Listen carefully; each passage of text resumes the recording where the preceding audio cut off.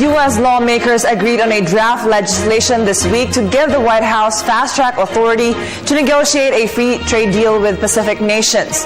If approved, the bill gives lawmakers the authority to set trade objectives, but limits their ability to make changes once agreement is reached. Trade officials say the bill will help President Barack Obama realize his so-called Asia pivot. But as Mil Arcega reports, it also sets the stage for economic and political divisions at home.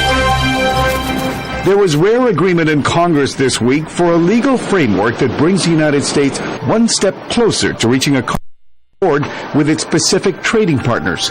The Trade Promotion Authority, or TPA, helps fast-track the process by limiting Congress to a simple yes or no vote once an agreement is reached. Catherine Novelli is a State Department Undersecretary for Economic Growth. TPA is important because it gives U.S. trade officials the authority to set tariffs and trade standards with 11 Pacific trading nations that together make up 40% of the world's GDP. But it also pits a Democratic president against traditional allies. Labor groups say a Pacific free trade deal will mean lower wages and job losses for American workers.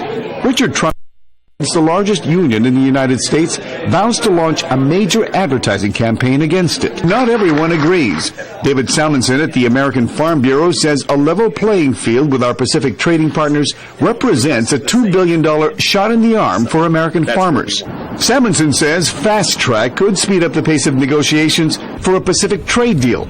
But experts say any agreement would have to be approved by Congress this year or risk being bogged down in the run-up to the U.S. presidential elections in 2016.